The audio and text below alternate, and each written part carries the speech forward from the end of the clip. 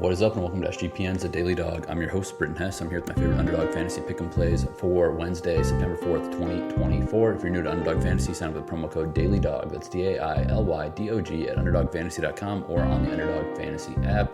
Get a deposit match bonus of up to $1,000, as I said, with that promo code.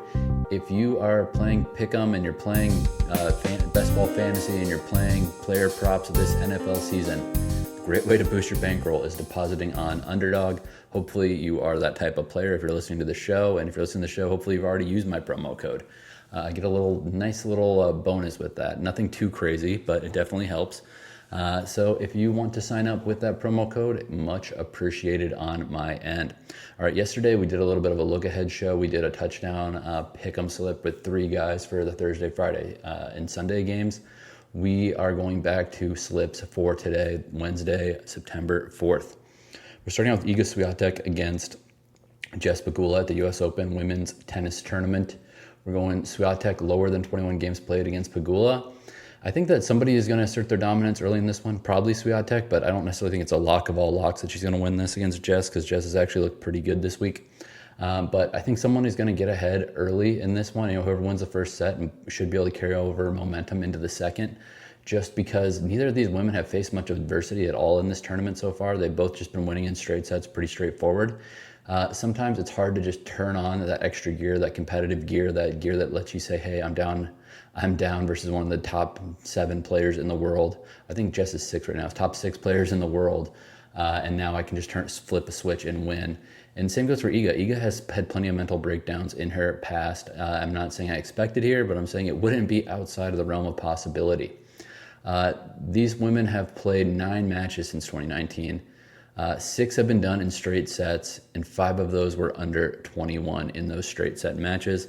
So obviously the slight percentages in our favor here. But again, I just think that the way that these women are playing right now, they've been playing with momentum. So whoever gets that momentum is going to probably steamroll through the second set. That is the first pick of the day. The second one is going to be Jannick Sinner, higher than 0.5 sets lost against Daniil Medvedev. This is a very low multiplier, 0.61x, and I bet it'll go down even further by the time this match starts. But this is rightfully really low. The long history of these guys playing, and I jokingly say that because they've only been playing each other since 2020, but they played 12 times in that span because they're both always making it deep in tournaments, and you've kind of usually run into some of the same guys if you're running deep in tournaments consistently. So 12 matches since 2020. Both of these guys have won a set in 7 of those 12 matches, but they've only played against each other in slams twice, and it's been both those times have been this year. Sinner came back and won 3-2 in the Australian Open, kicking off this season. And then at Wimbledon, Medvedev was able to hold on in 5 sets to win 3-2. I think that Sinner was perhaps a little bit lucky to win in straight sets against Tommy Paul. 2 tiebreaks in the first 2 sets of that match, and also he had to come from behind on Tommy Paul to even force a tiebreak in the first set. I love Tommy Paul. He's a great competitor, tough dude, but I just don't know if I do know he's not on Medvedev's level. Medvedev's defense, Medvedev's ability to perform on a big stage like the U.S. Open, like he's done plenty of times before, really are a factor in this one. So I think that you can throw this in your slip and feel pretty confident about it. Just get a little extra juice on your slip with fairly low risk. Because again, I just don't see Sinner winning this thing in straights. I think Medvedev is actually live. If you follow me on my other show that I do with Amal Shah, you know that I have that's called Just Win Sports, by the way. You know that I have a future on Sinner or on Medvedev to win this quarter at plus 350. I was expecting Sinner's health to fail him. That did not happen. And right now, Sinner is looking like the best player in the world. And I think he's rejuvenated by the fact that Alcaraz and Djokovic got out of this tournament early. I really would not have bet on Sinner to be the healthiest of the 3 and making it the furthest in this tournament, but that's where we are right now. So that said, I think Sinner still is going to lose a match. He's a veteran. Medvedev makes it tough. Medvedev, just the style that these guys play, it's a lot of long points. And sometimes Sinner needs to rest for a set or 2. He's not going to be going balls to the walls in the second, third, first, even the first set, because he doesn't want to gas out totally. It's a fine line between, pushing it and using your entire gas tank and then not ever being able to recover. So sometimes they do take a slow set, and I would be extremely surprised if Sinner wins this thing in straight sets, and I obviously think Medvedev does have an outside shot of winning this. All right, last one. We're going with a big juicer here. We're going with Shohei Ohtani to have a stolen base versus the Angels. He's pursuing greatness. He's trying to get 50-50 home runs and stolen bases. I'm going to be using him on slips in home runs and stolen bases a lot as we conclude this season, until at least he gets to that record milestone of 50-50. So if he gets a single, he gets a double, if he gets walked, he's going to be trying to steal a base, and I don't think that he's going to be taking bad. He's not going to be forcing steals. He's been getting away with steals all year. He's had like a perfect success rate.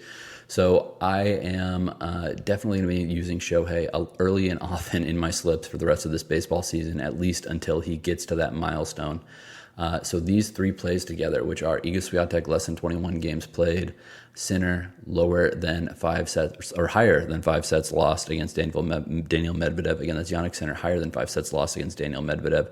And Shohei Ohtani to have at least one stolen base versus the Angels is an 8.52x multiplier. All right, let's talk a little bit again about the sponsor. I talked about it at the very beginning of this show. You can play best ball on Underdog. Best ball is the best way to play season-long fantasy because you don't have to worry about the waiver wire. You don't have to worry about setting your lineup. You draft your team, so do your homework when you draft. And once you do draft that team, make sure that you hopefully try to set yourself up for success, whether you're playing in a 12-person league, a giant tournament. I actually did a full draft. I put it up on the Daily Dog YouTube page. It's for $1 million contest with $100K to first place, $50 entry fee on Underdog. So check that one out. Check that one out for sure, because you will definitely be seeing, you will definitely seeing the ups and downs of doing a best ball draft, because I got in some trouble with some buys that were overlapping, but I also got a lot of guys that are going to be peaking late in the year. And the format of that tournament is 12-person league for 14 weeks. Top 2 in that league who have the highest total points from their team move on to the finals, which is weeks 15, 16, 17. And that's a new season. So you really want to have guys that are going to be peaking late in the season. That's a lot of rookies. That's a lot of guys that are in new roles that need to adjust a little bit. But I'd recommend watching that video. It's 45 minutes long. It's the entire draft, so you don't need to maybe stick around the whole time. But if you want to see what best ball is all about, you can check that out. Quick ones. Go to sportsgamblingpodcast.com/freeroll for the free roll football contest, $2,500 prize pool and $3,500 prize pool if you're a Patreon member. It's winner take all, season long, picking every NFL game against the spread. Free entry, 100% free. You just sign up for BetUS and get their account number. I did a test to make sure that it actually is no strings attached. You sign up for BetUS and you get your promo code, or you get your account number before you deposit money. So you don't even have to deposit on BetUS to enter this contest. Last thing I'm going to say is use promo code football at sportsgamblingpodcast.com/store. Get 10% off everything in the store if you want that D-Gen gear as you're watching games this season. All right, let's get to the Dong squad. These are my home run picks. So I teased it a little bit. Shohei Ohtani versus Griffin Canning. I'm going to have him hit home run here. Basically every day I'm going to be playing him stolen base and a home run on Underdog and elsewhere. If your sportsbook or your pick'em sites let you go with singles, I would recommend playing some singles with Shohei because he's pursuing greatness. He is the greatest player in the National League at the plate for sure. So we are going to be riding that. So Shohei Ohtani Dong versus Griffin Canning. Giancarlo Stanton versus Nathan Eovaldi. Nathan Eovaldi is pretty good. He's had a good season. Stanton has hit him really well in the past. Stanton's got 4 home runs versus him in the past. So I'm really taking Stanton here. You could throw Judge in here as well, or Soto, or any one of the big guys from Yankees. But one of those 3 is definitely going yard. I like the value on Stanton versus Judge, and I trust both those guys to be swinging for the fences a little bit more than Soto. Last one. This one juices up our pick a little bit. My guy Jackson Chourio of the Brewers. I have him to hit home run versus Sonny Gray. This slip is 40.29x if it goes 3 for 3 and 10.57x if it goes 2 out of 3. Let's hope the big dogs hit Shohei and Stanton, and then we'll just be sweating Jackson Chourio.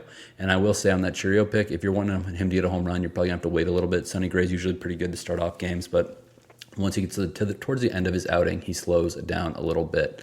Again, that is 40.29x if it goes 3 for 3 and 10.57x if it goes 2 out of 3. All right. So I did Touchdown Tuesday yesterday. Let me know what you think about that. I don't know if you guys care about putting picks in this early in the week, but you do get value. We had Lamar Jackson at 1.65x to score a touchdown yesterday. He's now down at 1.39x. I ran the same exact slip, so it was Lamar Jackson, Saquon Barkley, and Devin Achane all to score touchdowns. Yesterday we had a 10.89x multiplier. Today we got a 10.09x multiplier. So that actually matters a lot over the course of time, and I have a feeling by the time the first game starts on Thursday, this number is going to be down even further. But let me know if you like this look ahead Touchdown Tuesday thing. I think it'll be really fun to do that during the football season. But if you guys just want picks for the day, I can work with that as well. All right, let's get back to, or I'll just remind you what I got today. I got Iga Swiatek, lower than 21 games played versus Jess Pegula. Jannick Sinner, higher than half of a set lost versus Daniil Medvedev, and Shohei Ohtani to have a stolen base for 8.52x. Dong squad, Shohei Ohtani, Giancarlo Stanton, Jackson Chourio. If this goes 3 for 3, 40.29x. If it goes 2 out of 3, 10.57x. That's all I've got for you today. Let's make some money.